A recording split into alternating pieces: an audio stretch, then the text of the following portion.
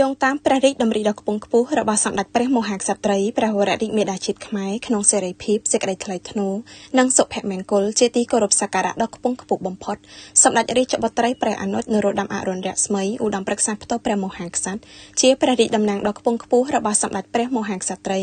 ព្រះវររាជមេដាជាតិខ្មែរបានយាងក្នុងពិធីសម្ពោធដាក់ឲ្យប្រើប្រាស់ជាផ្លូវការ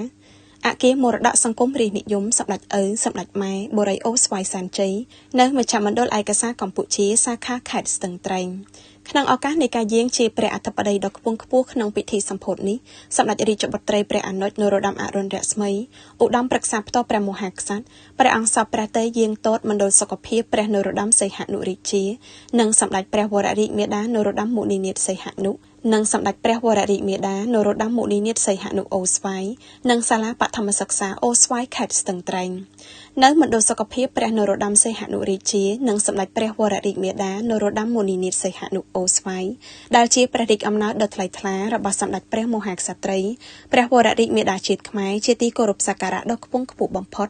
សម្ដេចរាជបុត្រីព្រះអនុជព្រះរាជតំណាងព្រះអង្គសពព្រះតេយ្យយាងសួរសុខទុក្ខស្ត្រីដែលកំពុងសម្រាកនៅមណ្ឌលសុខភាពនេះបន្ទាប់ពីសម្រាលកូនរួចដោយបាននាំមកនៅព្រះរាជបណ្ដាំសាកសួរសុខទុក្ខដ៏ខ្ពង់ខ្ពស់របស់ព្រះករុណាចក្រម្ចាស់ជីវិតលើត្បូងនិងសម្ដេចព្រះមហាក្សត្រីព្រះវររាជមេដាជាតិខ្មែរជាទីគោរពសក្ការៈដ៏ខ្ពង់ខ្ពស់បំផុត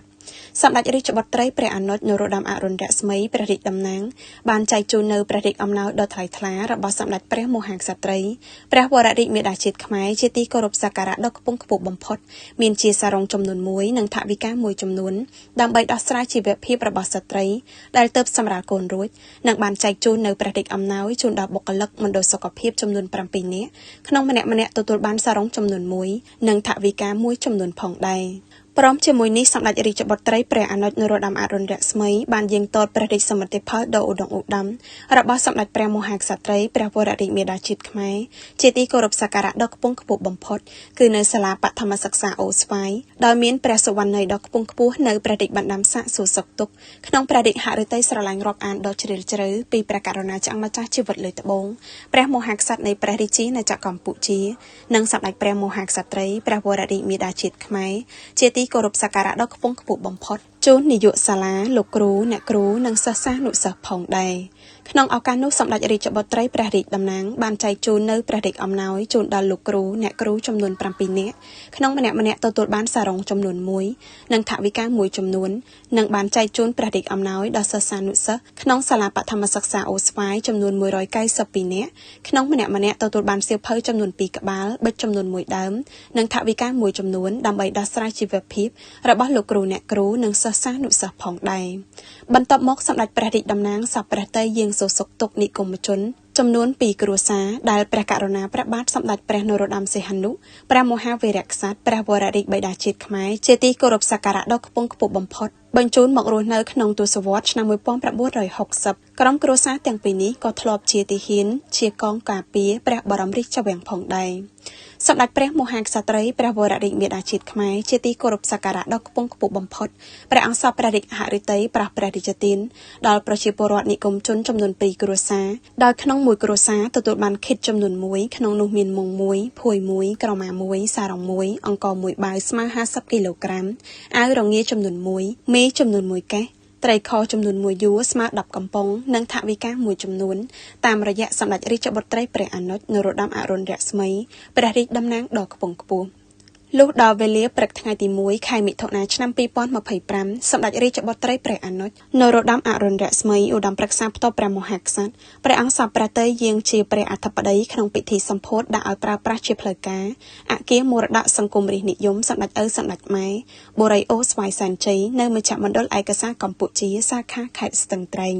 បន្ទាប់ពីបានអារាធនានិមន្តព្រះសង្ឃសរុបចំនួន7អង្គស្វាធ្យាយពុទ្ធជ័យមង្គលរួចមកសម្ដេចរាជបុត្រីព្រះអនុជនរោត្តមអរុណរស្មី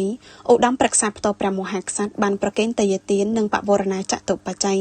ចំពោះព្រះរាជាគណៈនិងព្រះមន្ត្រីសង្ឃសរុប7ព្រះអង្គមានលៀងទយទាននិងបវរណាចតុបច្ច័យ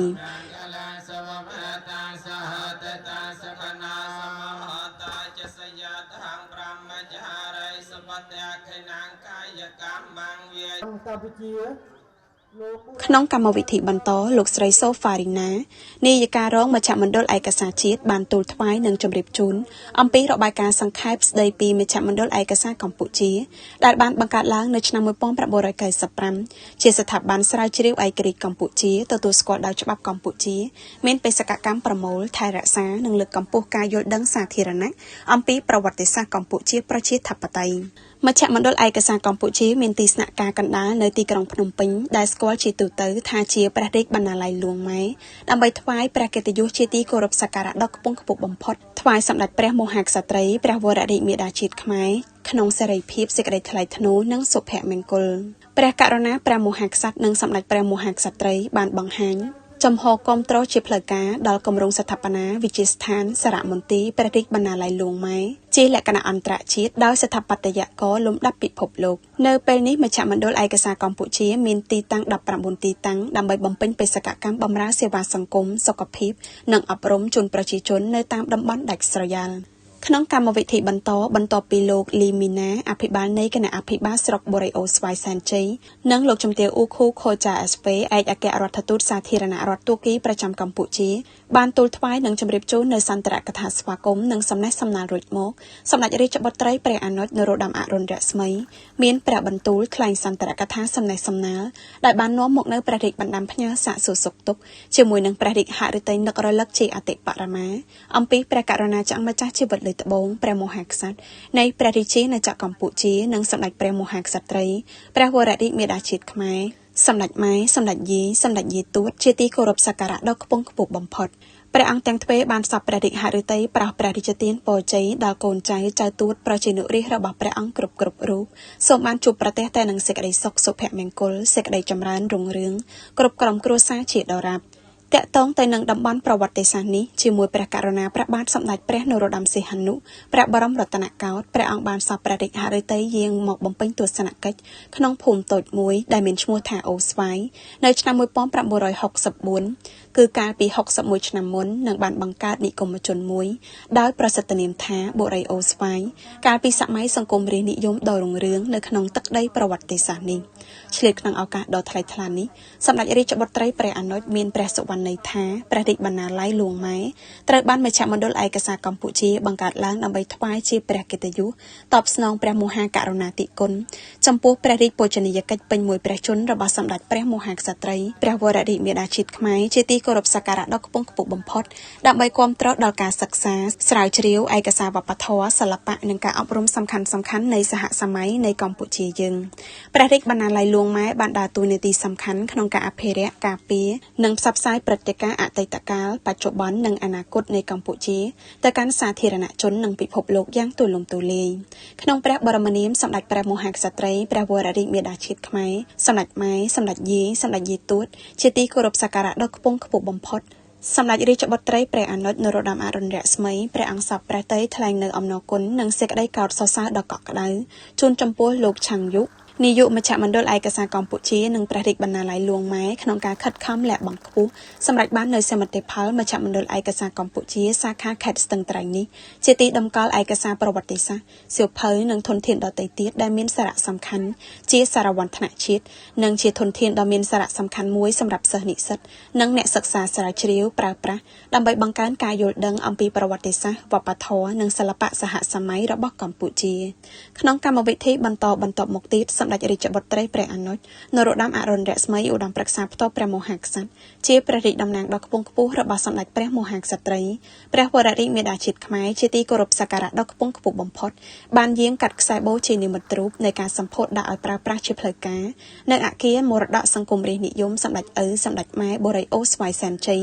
ដើម្បីជាឧត្តមប្រយោជន៍រួមរបស់ប្រជារាស្ត្រគ្រប់រូបនិងជានិមិត្តរូបនៃព្រះរាជស្នាព្រះហស្ថដ៏ឧត្តមឧត្តមនៃព្រះករុណាព្រះវររាជបិតាឯករាជ្យជាតិព្រះបរមរតនកោដ្ឋនិងសម្ដេចព្រះវររាជមាតាជាតិខ្មែរជាទីគោរពសក្ការៈដ៏ខ្ពង់ខ្ពស់បំផុតក្នុងឱកាសនោះដែរសម្ដេចព្រះរាជតំណាងព្រះអង្គសពព្រះតីនាំមកនៅព្រះរាជអំណោយសម្ដេចព្រះមហាក្សត្រីព្រះវររាជមាតាជាតិខ្មែរជាទីគោរពសក្ការៈដ៏ខ្ពង់ខ្ពស់បំផុត នៅសៀវភៅស្ដីអំពីសាក្សីជាប្រវត្តិសាស្ត្រនៃព្រះរាជសកម្មភាពដ៏ថ្លៃថ្លារបស់សម្ដេចព្រះមហាក្សត្រីព្រះវររាជមាតាជាតិខ្មែរដង្ហែថ្វាយនៅព្រះរាជសកម្មភាពព្រះករុណាព្រះបាទសម្ដេចព្រះនរោត្តមសីហនុក្នុងព្រះរាជកិច្ចបម្រើជាតិដ៏ឧត្តមឧត្តមរបស់ព្រះអង្គចាប់ពីខែកុម្ភៈដល់ខែមិនិនាឆ្នាំ1973សម្រាប់តម្កល់ទុកជាឯកសារដើម្បីកូនចៅទូតរបស់ព្រះអង្គបានឆ្វេងយល់អំពីព្រះរាជសកម្មភាពដ៏ថ្លៃថ្លារបស់សម្ដេចព្រះមហាក្សត្រីព្រះវររាជមាតាជាតិខ្មែរជាទីសក្ការៈដ៏ខ្ពង់ខ្ពស់បំផុតក្នុងឱកាសនោះដែរសម្ដេចរាជបុត្រីព្រះអនុត្តនរោត្តមអរុណរស្មីបានប្រទាននៅព្រះរាជអំណោយសម្ដេចព្រះមហាក្សត្រីព្រះវររាជមាតាជាតិខ្មែរជាទីគោរពសក្ការៈដ៏ខ្ពង់ខ្ពស់បំផុតជូននារីថ្វាយផ្កានិងកាន់ខ្សែបូចំនួន6នាក់ក្នុងម្នាក់ទទួលបានសារ៉ុងមួយនិងថវិកាមួយចំនួនផងដែរ